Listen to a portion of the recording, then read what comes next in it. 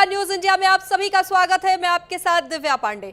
Bulletin की शुरुआत करेंगे उत्तराखंड की खबरों के साथ। हरिद्वार में शीतलहर, कोहरे का कहर जारी। कोहरे से जनजीवन हुआ अस्त व्यस्त। सड़कों पर वाहनों की रफ्तार थमी। दिन में भी हेडलाइट के सहारे रेंगते वाहन।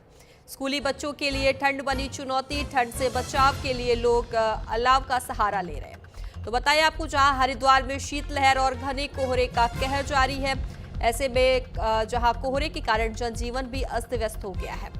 सड़कों पर वाहनों की रफ्तार भी धीमी पड़ गई है। दिन में भी हेडलाइट के सहारे वाहन रेंग रहे हैं, जिससे यातायात प्रभावित हो गया है। तो वहीं आपको बताएं, स्कूली बच्चों और ऑफिस जाने वालों के लिए कड़ाके की ठंड चुनौती बनी हुई है।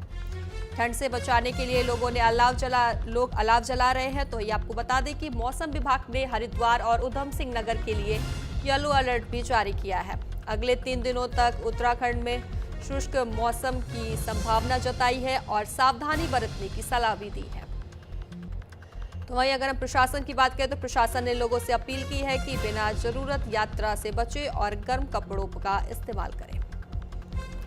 आपको बताएं, जहां स्कूली बच्चों के लिए ठंड चुनौती बना है, चूंकि यह ठंड बहुत ज़्यादा बढ़ गई है। ऐसे में ठंड से बचाव के लिए लोग अलाव का सहारा ले रहे हैं। तो वहीं आपको बताएं, जहां अगले 3 दिनों तक मौसम ऐसे ही रहने वाला है। हरिद्वार में शीतलहर, कोहरे का कहर जारी है। तो वहीं कोहरे से जनजीवन अस्त व्यस्त हो गया, लोगों को परेशानी हो रही है। साथ ही आपको बताएं, अगर सड़कों पे वाहनों की रफ्तार भी धीमी हो गई है, थम गई है वाहनों की रफ्तार सड़कों पर।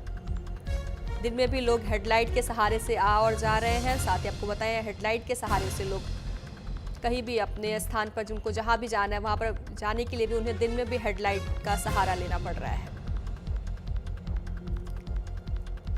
तो ये आपको बताएं, जहां स्कूली बच्चों के लिए ठंड चुनौती बना हुआ है। ठंड से बचाव के लिए लोग अलाव का सहारा ले रहे हैं। जहां हरिद्वार में शीतलहर और घने कोहरे का कहर जारी है। बताएं, कोहरे के कारण जनजीवन पूरी तरह से अस्त व्यस्त हो गया है। सड़कों पर वाहनों की रफ्तार भी धीमी पड़ गई है। साथ ही दिन में भी हेडलाइट के सहारे वाहन रेंग रहे हैं। हेडलाइट के सहारे लोग आ और जा रहे हैं, जिससे यातायात भी प्रभावित हो गया है। तो वहीं स्कूली बच्चों और ऑफिस जाने वालों के लिए कड़ाके की ठंड चुनौती बनी हुई है।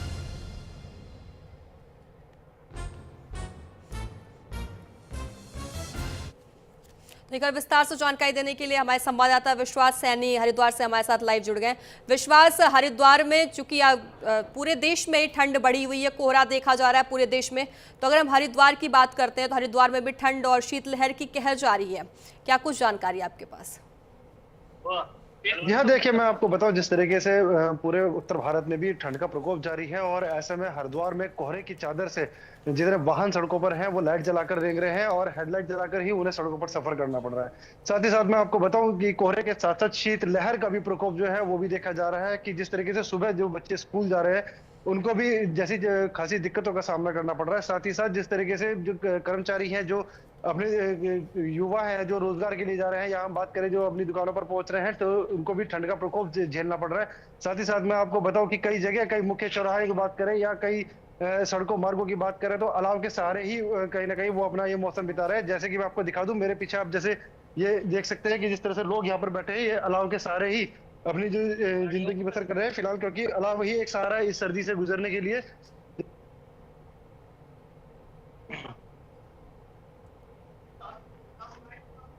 मेरे साथ वो यहाँ पे मौजूद है। जी, क्या नाम आपका? मोहम्मद। अजीम जी, जिस तरह से अभी देख रहे हैं ठंड का प्रकोप है और ऐसे में अलाव का ही एक सहारा बचा हुआ है, तो किस तरीके से देख रहे हैं, कैसे और गुजरेगा भाई? ये जो जिस हिसाब से आज मौसम चेंज हुआ है, ऐसा लगे 10-15 दिन और ऐसे ही निकलेंगे। और आज जो है ठंड अभी ठीक ठाक है और बिना आग के ऐसा लग रहा है कि काम नहीं चलेगा आगे भी। ऐसे हाथ से के ही आगे का टाइम करना पड़ेगा। जी हाँ, देखिए, जिस तरीके से ठंड है, ठंड के लेकर अलाव ही एक सहारा बचा हुआ है। यहाँ पर लोग जिस तरह से अलाव के सहारे ही बैठे हैं ठंड को गुजारने के लिए। और आप देख सकते हैं कि जो ठंड में कोहरे का जो प्रकोप है, कोहरा भी इस वक्त बहुत ज्यादा इस वक्त हो रखा है, क्योंकि कोहरे की वजह से ही जितने भी युवा हैं या हम बात करें जो बच्चे हैं, उनको स्कूल जाने में जिस तरह से परेशानी हो रही है, तो ये एक चेतावनी जरूर बनी हुई है। और आने वाले 3 दिनों तक मौसम विभाग का कहना है कि बारिश के भी असर नहीं है, क्योंकि आधी से ज्यादा जो सर्दी है वो गुजर चुकी है और इस वक्त मौसम जो है वो भी शुष्क बना हुआ है। जी बिल्कुल विश्वास, चूंकि हरिद्वार में शीतलहर और घने कोहरे का कहर जारी। अगर हम मौसम विभाग की बात करते हैं, तो मौसम विभाग की तरफ से क्या कुछ चेतावनी जारी की गई है? जी हाँ, देखिए जिस तरीके से मैं आपको बताऊं, मौसम विभाग की भी अगर हम बात करें तो मौसम विभाग ने भी अगले 3 से 4 दिनों के लिए शुष्क मौसम रहने की जो है चेतावनी वो भी जारी की है। और फिलहाल जिस तरह से हरिद्वार की बात करें या जितने भी उत्तराखंड के प्लेन जो हिस्से हैं उनमें जो है एक कोहरे को लेकर भी येलो अलर्ट जो है वो भी जारी किया गया है। जिस तरीके से हरिद्वार में ठंड का प्रकोप है, आने वाले दिनों में और ठंड जो है वो और बढ़ सकती है और 2 से 4 डिग्री का जो टेम्परेचर है वो भी कहीं ना कहीं कम हो सकता है। तो आने वाले दिनों में और ठंड का प्रकोप जो है वो जारी रहने वाला है। जी विश्वास, कोहरे के कारण जनजीवन भी अस्त व्यस्त हो जाता है। ऐसे में अगर हम यातायात की बात करते हैं तो यातायात पर क्या कुछ प्रभाव देखने को मिल रहा है? जी हाँ, देखिए जिस तरीके से मैं बात करूं हरिद्वार के ग्रामीण क्षेत्रों की बात करूं, ग्रामीण क्षेत्रों से भी कोहरा उठता है। और दूसरी बात मैं आपको बताऊं कि जिस तरह हाईवे मुख्य मार्ग जो है इन पर भी कोहरे की जो चादर है वो लिपटी हुई है। साथ ही साथ मैं आपको बताऊं जिस तरह से कोहरे की वजह से जितने भी वाहन सड़कों पर चल रहे हैं उन्हें हेडलाइट या फॉगलाइट जलाकर चलना पड़ रहा है। और वाहन जो है वो भी रेंग कर चल रहे हैं क्योंकि जो स्पीड का जो नियंत्रण है वो ज्यादा जरूरी है ऐसे में कोहरे में, क्योंकि जिस तरह से ओवरलोड व्हीकल भी जो सड़क पर चलते हैं तो ऐसे में अगर स्पीड नियंत्रण नहीं होगा तो कहीं ना कहीं दुर्घटनाओं की भी जो स्थिति है वो बन सकती है। तो ऐसे में कहीं ना कहीं देखा जा सकता है कि जो पुलिस प्रशासन की बात करें या स्थानीय प्रशासन की बात करें वो भी कहीं ना कहीं लोगों को अलर्ट जारी करता है कि जिस तरीके से अभी मौसम चल रहा है ऐसे मौसम में अपनी जो यात्रा है ज्यादा से ज्यादा अपना हो सके तो अपनी यात्रा से बचे और अगर बहुत ज्यादा जरूरी है तो ऐसे में ये अपनी जो स्पीड है उस पर नियंत्रण रखे। तो ऐसे में कहीं ना कहीं जिस तरह से हम बात करें बुजुर्गों की बात करें, बच्चों की बात करें तो उनके लिए भी कहीं ना कहीं ये ठंड जो है एक चेतावनी बनी हुई है, क्योंकि उनको लिए इसमें जो प्रशासन है वो भी इस बात को लेकर सहारा दे रहा है कि जिस तरीके से जो ठंड है ऐसे में गर्म कपड़ों का सहारा लें और जितने ज्यादा हो सके अपने घर में रहें और बाहर जाने से बचे। जी विश्वास, चूंकि हम जैसा देख पा रहे हैं आपके आसपास कई लोग मौजूद हैं तो उनसे एक बार बातचीत भी करिए, उनसे पूछिए कि जो इस बार की ठंड है पिछले ठंड से कितनी ज्यादा अलग है, इस बार उन्हें क्या कुछ और समस्याएं देखने को मिल रही हैं। जी हाँ, बेशक मैं इनसे जरूर बात करूंगा कि जैसे कि अभी आप ठंड देख रहे हैं तो अभी की जो ठंड है या पिछले टाइम की जो ठंड थी उसमें कितना अंतर दिखाई दे रहा है।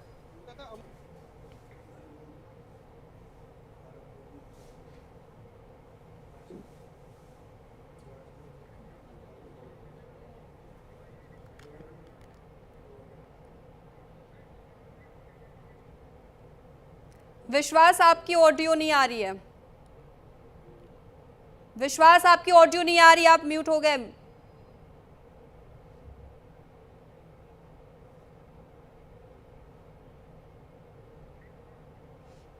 ठीक है विश्वास, खर विस्तार से जानकारी देने के लिए धन्यवाद। खबरों में आगे बढ़ेंगे। देहरादून में सचिवालय में हुई कैबिनेट बैठक, सीएम धामी की अध्यक्षता में बैठक, कई अहम प्रस्ताव पर लग सकती है मुहर।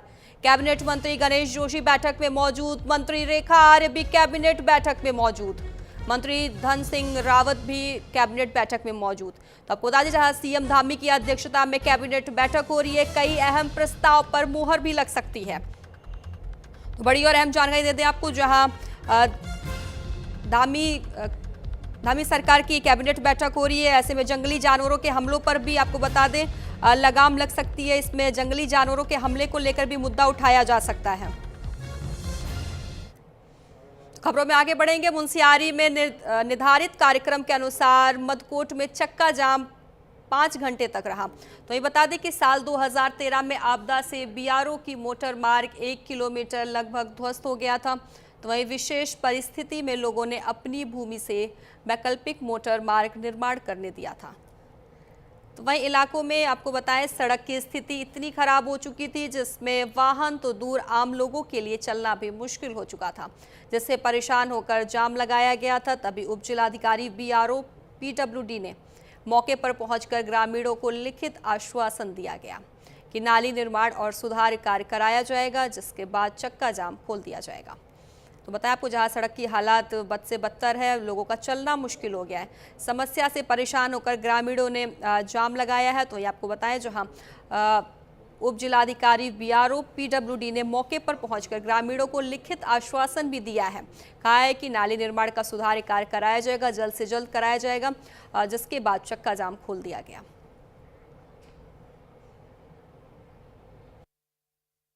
आकलन तैयार कर जो है शासन में भेजने को कहा और वो त्वरित गति से उसमें दौड़ा भी। और 10 दिन पहले मैंने खुद सचिव से, लोक निर्माण विभाग के सचिव से कहा कि भाई वो फाइल पहुंच चुकी है, आप उसको स्वीकृति दे दो।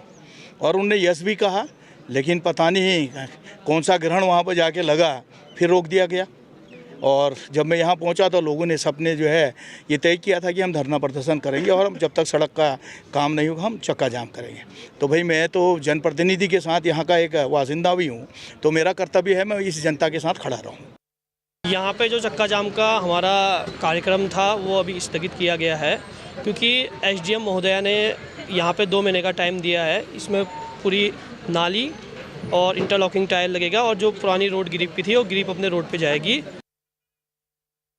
ये जो मतकोट से मुंशियारी एक बाईपास मार्ग था, इसमें पीडब्ल्यूडी अस्कोट द्वारा पूर्व से ही शासन को इंटरलॉकिंग टाइल और नाली का आग्रहण भेजा गया है, जिसकी स्वीकृति का इंतज़ार किया जा रहा है। शासन से स्वीकृति होते ही इसमें तत्काल कार्य कराया जाएगा और इसके साथ ही साथ बीआरओ द्वारा इसमें कल ही से जो है अस्थायी रूप से नाली निर्माण और गड्ढा भरान का कार्य किया जाएगा। और हम मतकोट की जनता के आभारी हैं कि उन्होंने इस आश्वासन पर आज ये चक्का जाम और अपना धरना प्रदर्शन यहाँ पर स्थगित किया है। तो अगली खबर की ओर रुख करेंगे। हरिद्वार के रानीपुर क्षेत्र में करीब 11 महीने पहले हुए लैब कर्मचारी हत्याकांड का खुलासा पुलिस ने कर दिया है, जहां प्रेम प्रसंग के चलते एक होमगार्ड ने युवक को गोली मारकर युवक मौत के घाट उतारा था। तो वहीं इस मामले में पुलिस ने आरोपी को गिरफ्तार कर लिया है। पूछताछ में आरोपी ने कबूल किया है कि एक युवक उसकी प्रेमिका को परेशान कर रहा था। इसी रंजिश में उसने 18 जनवरी को युवक की गोली मारकर हत्या कर दी थी। वहीं पुलिस ने आरोपी के कब्जे से हत्या में इस्तेमाल किया गया अवैध हथियार भी बरामद कर लिया है। तो बताएं आपको, जहां प्रेम प्रसंग में होमगार्ड ने युवक की गोली मारकर हत्या की थी, ऐसे में पुलिस ने मामले में आरोपी होमगार्ड को गिरफ्तार कर लिया है। साथ ही आपको बता दें उसके पास से जो अवैध हथियार था वो भी बरामद किया गया है।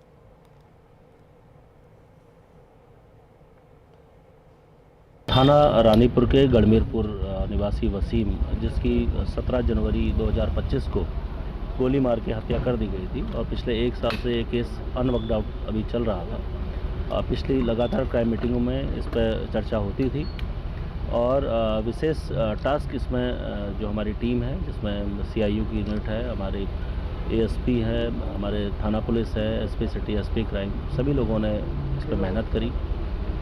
एक जो बात इसमें था, जो वसीम है ये संविदा में कार्यरत था, इलेक्ट्रिक टेक्नीशियन का काम करता था और कोई जाहिरा इसकी इस प्रकार से कोई रंजिश नहीं नज़र आ रही थी। मेरे को पुलिस का बहुत बहुत आभारी हूँ जी। मैं उत्तराखंड पुलिस ने जो मेरे लिए किया है वो मैं कहता हूँ कि सबके लिए किया है, क्योंकि हर गुनहगार को सज़ा मिलनी चाहिए। 17 जनवरी 2024 में मेरे बच्चे का मर्डर हुआ था।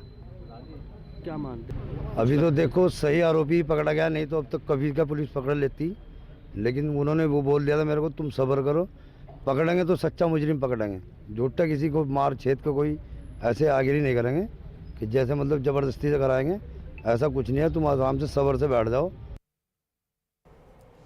तो अगली खबर की ओर रुख करेंगे। चंपावत जिले में गुलदार का आतंक बढ़ता हुआ नजर आ रहा है, जहां अभी तक गुलदार 2 लोगों को मौत के घाट उतार चुका है, तो वहीं सैकड़ों मवेशियों को अपना निवाला भी बना चुका है, जिस कारण जिले के पर्वतीय क्षेत्र में गुलदार की दहशत बनी हुई है। पर उसके बावजूद भी आदर्श जिला चंपावत के DFO की तैनाती तक नहीं की गई है। मामले में बीजेपी के दिग्गज नेता श्याम नारायण पांडे ने कहा है कि जिले के पर्वतीय क्षेत्रों में तेंदुओं के हमले को लेकर धामी सरकार काफी गंभीर है। वन विभाग को अलर्ट मोड पर रखा गया है और वन कर्मी गुलदार प्रभावित क्षेत्र में लगातार गश्त भी कर रहे हैं। तो वहीं अगर हम बात करें, आपको बता दें, जहां जगह जगह पिंजरे भी लगाकर ग्रामीणों को लगातार जागरूक किया जा रहा है और कहा कि 3 गुलदार वन विभाग के पिंजरे में कैद भी हो चुके हैं। जल्द ही जिले में DFO की तैनाती की जाएगी। उन्होंने कहा कि सरकार की पहली वरीयता जनता की सुरक्षा है। बताएं आपको, जहां गुलदार को लेकर वन विभाग अलर्ट नजर आ रहा है। बीजेपी नेता द्वारा कहा गया है कि प्रभावित क्षेत्रों में लगातार गश्त की जा रही है। बीजेपी नेता ने कहा है कि को बताएं, जहां गुलदार का लगातार आतंक बढ़ रहा है, जिसको लेकर बीजेपी नेता का बयान सामने आया है। उन्होंने कहा है कि लगातार गश्त किया जा रहा है और नज़र रखी जा रही है। साथ ही उन्होंने भी बोला है कि वनकर्मी गुलदार प्रभावित क्षेत्र में लगातार गश्त कर रहे हैं और जगह जगह पिंजरे भी लगाकर ग्रामीणों को लगातार जागरूक भी कर रहे हैं। तो वहीं 3 गुलदार वन विभाग के पिंजरे में भी कैद हो चुके हैं। जल्द ही जिले में DFO की तैनाती की जा रही है। देखिए, वन विभाग की ओर से लगातार लोगों को जागरूक करने का प्रयास किया जा रहा है। लगातार लोगों को जागरूक किया जा रहा है कि अकेले में वह जंगल न जाए। और जहाँ तक गुलदार के द्वारा मानव के ऊपर जो संघर्ष है, सामान्यतः इसमें यह बात आई है कि आजकल जंगलों में उसका भोजन कम हो जाता है, तो वह आबादी की ओर ज़्यादा आते हैं। लगातार वन विभाग की टीम जंगलों में गश्त कर रही है, जहां आवश्यकता पड़ रही है पिंजड़े भी लगाए जा रहे हैं और उनको ट्रैंकुलाइज करके उनको घेरने के लिए भी ऊपर से परमिशन ली जा रही है। और वन विभाग इस विषय पर गंभीरता से कार्य कर रहा है और लोगों को जागरूक रहना ही, अकेले जंगल न जाए, अकेले इधर उधर न जाए, समूह में जाएंगे तो लोगों को उससे बचत, उसके हमले से बचने का मौका मिलेगा। खबरों में आगे बढ़ेंगे। नैनीताल में आयोजित 5 दिनी कार्निवल में सांस्कृतिक झांकी का आयोजन किया गया, जिसमें प्रदेश की लोक संस्कृति को दर्शाता लखिया भूत आकर्षण का केंद्र बना हुआ है। ऐसे में झांकी में कई स्कूलों के छात्र और शहरवासी शामिल रहे। तो वहीं आपको बता दें, विधायक पालिका अध्यक्ष एडीएम ने संयुक्त रूप से हरी झंडी दिखाकर सांस्कृतिक झांकी का शुभारंभ किया। सबसे आगे कुमाऊं रेजिमेंट और उसके पीछे सैनिक स्कूल घोड़ाखाल के बैंड की धुन ने सभी को मंत्रमुग्ध कर दिया। बताया आपको, जहां कार्निवल में सांस्कृतिक झांकी का आयोजन देखा गया, लखिया भूत बैंड झांकी का विशेष आकर्षण रहा।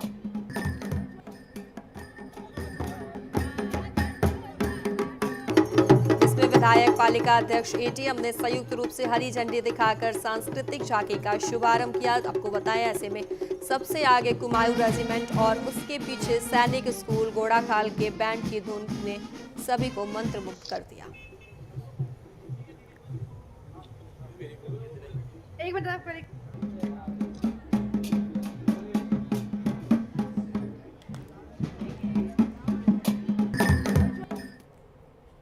कल 22 तारीख से 25 तारीख का कार्यक्रम है और इसमें जो है कल ट्रैकिंग का कार्यक्रम था चीना पीक तक का। आज जो है आपने अभी प्रोसेशन देखा है, जिसमें हमारे विभिन्न सांस्कृतिक धरोहर जो है, जैसे लखिया भूत, मुखौटा नृत्य, आपके कुमाऊनी नृत्य और हमारे जोहार और रंग जो वैली है, दोनों वैली के पूरा आपने जलसा देखा है, साथ ही सिख समुदाय का भी जलसा देखा है। तो ये प्रोसेशन है। इसके बाद अभी हमारा जो है एक उद्घाटन कार्यक्रम रहेगा। तो उत्तराखंड सरकार ने गड्ढा मुक्त सड़क अभियान चलाकर आम लोगों को सुरक्षित और सुगम यातायात का भरोसा दिया था, लेकिन हकीकत हरिद्वार में कुछ और ही तस्वीर दिखा रही है। यहां ओवरलोड वाहनों की बैरोटोक आवाजाही सरकार के इस अभियान के लिए सबसे बड़ी चुनौती बनकर सामने आ रही है। जिन सड़कों से भारी और ओवरलोड वाहन गुजर रहे हैं, वे समय से पहले ही जवाब दे रही है और बीच सड़क खतरनाक गड्ढों में तब्दील हो चुकी है। ऐसे में न्यूज़ इंडिया की टीम जब ग्राउंड जीरो पर पहुंची तो गड्ढा मुक्त अभियान के दावों की पोल खुलती हुई नजर आई। कई इलाकों में सड़कें जगह जगह से टूट चुकी हैं, जिससे राहगीरों और वाहन चालकों की जान हर वक्त जोखिम में बनी रहती है। स्थानीय लोगों का साफ कहना है कि ओवरलोड वाहनों पर कार्रवाई न होने और समय पर सड़क मरम्मत न किए जाने के कारण यह हालत बना हुआ है। लोगों का आरोप है कि भारी वाहनों की आवाजाही से सड़कें अंदर से कमज़ोर हो जाती हैं और कुछ ही समय में उनमें बड़े बड़े गड्ढे भी बन जाते हैं। अब सवाल यह है कि गड्ढा मुक्त अभियान के बावजूद जब सड़कों की यह हालत है, तो ओवरलोड वाहनों पर सख्ती और नियमित मेंटेनेंस कब होगा? जनता अब सिर्फ वादे नहीं, जमीन पर ठोस कार्रवाई चाहती है। इस वक्त मेरी मौजूदगी हरिद्वार की ज्वालापुर विधानसभा में है और आप मेरे पीछे साफ तौर से देख रहे हैं कि इस सड़क की हालत आप देख सकते हैं। ज्वालापुर विधानसभा है और सड़क ये ऐसी है कि यहाँ पर अगर लोग जाएं तो अपनी जान को जोखिम में डाल करके लोग निकल रहे हैं। बारिश का मौसम हो या कोई सा भी मौसम हो, जब देखने को मिलता है ये सड़क बदहाल मिलती है। बारिश के मौसम में आप समझिए कि इस सड़क पर पानी भर जाता है और लोग अपनी जान को किस तरह से जान जोखिम में डाल करके जाते हैं। लेकिन ये कहना भी गलत नहीं होगा कि सड़क बनती जरूर है लेकिन टूट भी जाती है। जो टूटने का कारण है वह यही है कि सिर्फ जो ये पीछे से इस सड़क से ट्रक, डंपर इत्यादि निकलते हैं वो कहीं ना कहीं ओवरलोड होते हैं। ओवरलोड यानी कि जितना मानक है, अगर 5 टन पे पास है तो उसमें 7 टन 8 टन माल लेकर के निकलते हैं। तो इसी तरीके से जो सड़क है वो टूट जाती है। और सबसे बड़ी जो राजस्व का नुकसान है वो यही देखने को मिलता है कि सड़क टूटने के बाद, सड़क जब टूट जाती है, दोबारा बनने में काफी लंबा प्रयास देखने को मिलता है। लेकिन सिर्फ सबसे बड़ी इसमें खामी कहीं ना कहीं आरटीओ विभाग की देखने को मिलती है कि ओवरलोड ट्रक और डंपर अगर सड़क पर दौड़ रहे हैं तो उनके खिलाफ कार्रवाई क्यों नहीं होती है। ये हालत सिर्फ इसी सड़क की नहीं, ये हालत सिर्फ इसी जनपद की नहीं, ये हालत पूरे प्रदेश की है। यह पूरा प्रदेश यानी कि पूरे उत्तराखंड में इसी तरीके से देखा जाता है कि अगर 5 टन की पासिंग है तो 60 टन माल लेकर निकलते हैं, अगर 60 टन की पासिंग है तो 10-10 टन तक माल लेकर निकलते हैं।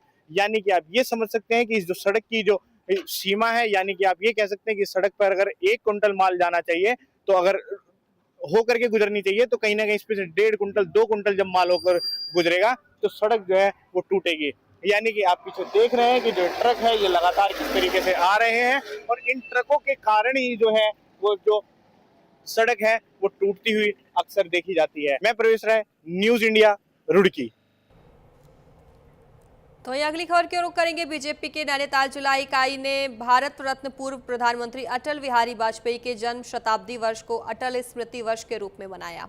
साथ ही वीरवार दिवस के निमित्त भी कार्यक्रम किए गए। हल्द्वानी के बरेली रोड के एक निजी बैंक्वेट हॉल में आयोजित जिला कार्यशाला में पहुंचे मेयर गजराज सिंह बिष्ट ने बताया कि 24 दिसंबर से 1 जनवरी तक बीजेपी संगठन और सरकार के अलग अलग कार्यक्रम प्रस्तावित हैं, जिसमें पूर्व प्रधानमंत्री स्वर्गीय अटल बिहारी वाजपेयी के जन्म दिवस पर कार्यक्रम किए जाएंगे और साथ ही बाल दिवस पर भी विशेष कार्यक्रम आयोजित किए जाएंगे। वहीं बीजेपी जिला अध्यक्ष प्रताप बिष्ट ने बताया कि इस कार्यशाला का आयोजन आगामी रणनीति तैयार करने के लिए किया गया है, जिसमें बीजेपी संगठन जन जन तक पहुंच बनाएगी और आमजन को बीजेपी से जोड़ने का काम करेंगे।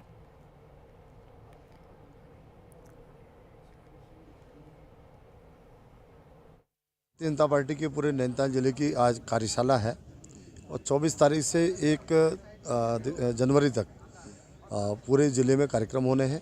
सरकार के अपने कार्यक्रम होने हैं और संगठन के अपने कार्यक्रम होने हैं। संगठन के अपने बाल दिवस होना है, अपना अटल बिहारी वाजपेयी जी का जन्म दिवस आ रहा है 25 दिसंबर को, उसके कार्यक्रम होने हैं। सरकार अपने कार्यक्रम कर रही है, जन जन तक पहुंचने के कार्यक्रम के लिए हर ज़िले में, हर मंडल तक वो सरकार पहुंचने का काम कर रही है। उस प्रकार के कार्यक्रम हो रहे हैं। उन्हीं कार्यक्रमों के तहत, उन्हीं कार्यक्रमों की तैयारी के लिए किस प्रकार संगठन इस कार्यक्रम की तैयारी कराएगा।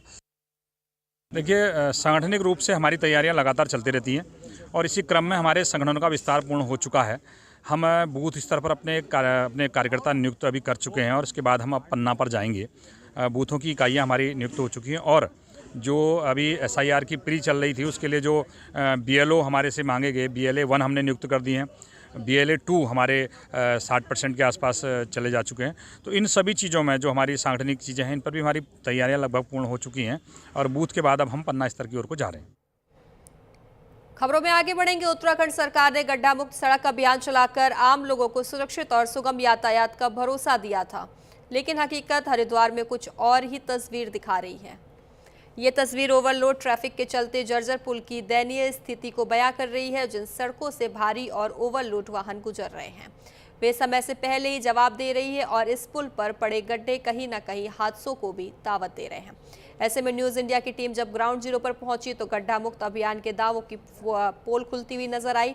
बैरागी कैंप में अक्सर हरिद्वार के मुख्य आयोजनों के लिए पार्किंग स्थल बनाए जाते हैं, तो ऐसे में भारी वाहनों की आवाजाही इसी पुल से होकर गुजरती है और इसकी जर्जर हालत को और बिगाड़ रही है।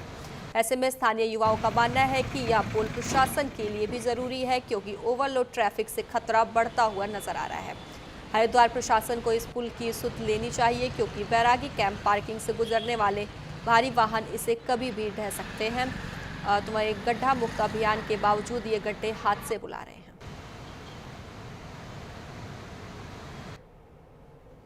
यहाँ से निकलता रहता हूँ, मैं जिस तरह से देखता हूँ ये पुल काफ़ी ख़राब स्थिति में नज़र आता है मुझे, क्योंकि वो काफ़ी इसमें गड्ढे भी हैं इस पुल में, और जो है ये मुझे पुल काफ़ी पुराना भी नज़र आता है। और दूसरा मैं यहाँ देखता हूँ अक्सर बड़े वाहन भी यहाँ से निकलते हैं, और ऐसा ना हो कि कहीं किसी को कोई बड़ा हादसा हो जाए। असल में पुल भाई ख़राब स्थिति में है तो इसकी मरम्मत होनी चाहिए, क्योंकि अगर मरम्मत नहीं हुई और किसी को कोई बड़ा हादसा हो जाता है तो उसकी जिम्मेदारी कौन ले सकता है फिर उस चीज़ के लिए। इस वक्त हम मौजूद हैं मुख्य हरिद्वार के बैरागी कैंप क्षेत्र में, जहां पर मुख्य आयोजन जो हरिद्वार में होते हैं, हम बात करें कावड़ मेलों की या हम बात करें महाकुंभ की, तो उसको लेकर जो भारी वाहन हैं उनकी पार्किंग इस बैरागी कैंप क्षेत्र में लगाई जाती है। और यहाँ पर बैरागी कैंप क्षेत्र में भारी वाहन जो है वो यहाँ पर रुकते हैं। जितने भी श्रद्धालु बाहर से आते हैं उनके वाहन इस बैरागी कैंप क्षेत्र में होते हैं, चाहे वाहन वो छोटे हों या बड़े हों। लेकिन मैं आपको बताऊं कि कभी भी अगर उन वाहनों को हरिद्वार से देहरादून जाना हो या हम बात करें अगर जाना हो दिल्ली की तरफ, तो वो इसी पुल से होकर गुजरते हैं। लेकिन ये जो पुल है, ये पुल जिस तरह से अपनी दयनीय स्थिति को देखकर रो रहा है, वो देख सकते हैं कि इसकी क्या स्थिति है। भारी वाहनों की आवाजाही इसी पुल से है और जितने भी भारी वाहन इस पुल से होकर गुजरते हैं, मैं आपको बता दूं इस पुल की ये क्षमता नहीं है जो ट्रैफिक भी झेले, लेकिन ट्रैफिक के साथ साथ भारी वाहनों की आवाजाही इसी पुल से होती है और प्रशासन इसकी सुध लेने को भी तैयार नहीं है। मैं अपने सहयोगी से कहूँगा वो अगर दिखाएं तो जिस तरह से ये रास्ता टूटा हुआ है, ये ठीक पुल के ऊपर का वो रास्ता है जो इस वक्त जर्जर हालत में है और भारी वाहनों की आवाजाही लगातार जारी है। और जिस तरीके से इस पुल की अगर हम बात करें, क्षमता ये नहीं है और इस पुल पर ट्रैफिक की जो क्षमता है वो नहीं है, लेकिन इस पुल को ओवरलोड किया जा रहा है ट्रैफिक के माध्यम से। हरिद्वार की तरफ जाने वाला या हम बात करें बादराबाद या दिल्ली की तरफ जाने वाला जो ट्रैफिक है वो बैरागी कैंप से निकलकर इसी रूट से होता है। और आप ऊपर देख सकते हैं ये फ्लाईओवर हाईवे का है, क्योंकि इस पुल से निकलने वाला जो रास्ता है वो इसी हाईवे को जाकर जोड़ता है और इसी हाईवे से देहरादून दिल्ली मार्ग जो है ये हाईवे जुड़ रहा है। तो जो गाड़ियां हैं, भारी वाहन हैं, ट्रैफिक का जो लोड है वो इस पुल के ऊपर आसानी से देखा जा सकता है, क्योंकि जितनी भी गाड़ियां हैं वो सब निकल रही हैं, भारी वाहन जो इस पर रुक रहे हैं। तो ये पुल जो है ट्रैफिक का ओवरलोड ये झेल रहा है, जिसके चलते आप देख सकते हैं इसकी पुल की क्या जर्जर जो स्थिति है, क्या जर्जर स्थिति इसकी हो चुकी है। हालांकि प्रशासन ने इस पुल पर जिस तरह से ये रोड टूटी हुई है, ये पुल जिस तरह से जर्जर हालत में है, इसकी सुध लेने को भी प्रशासन तैयार नहीं है।